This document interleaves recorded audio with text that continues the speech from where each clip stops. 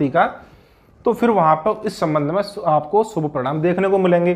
भाई भवन होगा, वाहन होंगे, गाड़ी होंगी, माता का सुख होगा, माता की तरफ से लाभ मिलेगा, और भूमि भवन का हमें अन्य प्रकार से लाभ मिलेगा, और हमारी मानसिक सुख शांति वहाँ पे बनी रहेगी।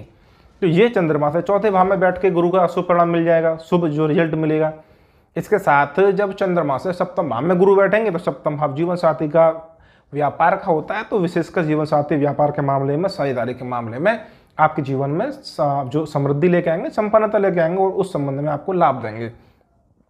इसी प्रकार से चंद्रमा से दसम स्थान कर्म क्षेत्र का होता है, नौकरी आजीविका का होता है, प्रसिद्धि का होता है, अधिकार का होता है। तो वो दसम स्थान में जब आपके चंद्रमा से गुरु बैठेंगे, तो वो फिर आपके आजीविका के क्षेत्र में वहाँ पे सफलता देंगे।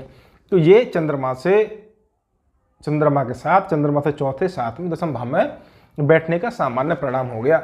लेकिन अब इससे ज़्यादा महत्वपूर्ण इस बात का है कि चंद्रमा किस भाव का स्वामी और किस भाव में बैठ गया, गुरु किस भाव के स्वामी हैं और गुरु किस भाव में जाके बैठ गए। तो ये आप इस तरह से आप देखेंगे तो 12 लगन होती है, 12 लगन में भी फिर 12 भाव होते हैं, और सबकी स्थिति अलग अलग वहाँ पे देखने को मिल जाती है। तो इसके लिए कुछ उदाहरण के लिए हम बता सकता हूँ, जैसे कि इसकी विवेचना बहुत लंबी हो जाती है, लंबी हो जाएगी। आप समझ सकते हैं कि 12 लगन हो गई, और फिर 12 लगनों में प्रत्येक लगन में जो है 12 भाव होते हैं, और फिर वो गुरु और चंद्रमा जहाँ जहाँ बैठे होंगे उस हिसाब से जो है अपना परिणाम देंगे। तो उदाहरण के लिए मैं कुछ लगनों का उदाहरण आपको दूंगा, वो आप समझ लीजिए। कि जैसे कि मेष लगन की कुंडली बन जाती है, और मेष लगन में आपके चौथे भाव के स्वामी आपके चंद्रमा बनेंगे, और नवम भाव के स्वामी आपके गुरु बनेंगे। तो चंद्रमा केंद्र के स्वामी हो गए, गुरु त्रिकोण के स्वामी हो गए। अब ऐसी स्थिति में चंद्रमा और गुरु आपस में एक दूसरे से केंद्र में बैठ जाएं, और लगन कुंडली से भी आपके केंद्र में, लगन कुंडली से भी केंद्र त्रिकोण में बैठे, तो ये बहुत अच्छा राजयोग बन जाएगा। जैसे कि मेष लगन की मान के चल रहे हैं, तो मेष लगन में चौथे भाव के स्वामी बनते हैं चंद्रमा, अब वो आ जाते हैं पंचम भाव में, और नवम भाव के स्वामी बनते हैं, भाग्य स्थान के स्वामी बनते हैं गुरु, वो पहुंच जाते हैं 11 भाव में। तो चंद्रमा से ठीक सप्तम भाव में गुरु बैठ जाएंगे।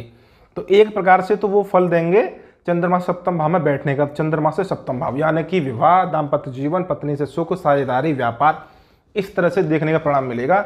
इसके साथ फिर चंद्रमा क्योंकि चौथे भाव का स्वामी है, पंचम में बैठ गया आगे मेष लगन में, तो ये केंद्र त्रिकोण का राजयोग बन जाएगा। भाई केंद्र का स्वामी त्रिकोण में बैठ गया, चंद्रमा केंद्र है, केंद्र के स्वामी है, त्रिकोण में आगे पंचम में बैठ गए, तो केंद्र त्रिकोण का संबंध बनेगा।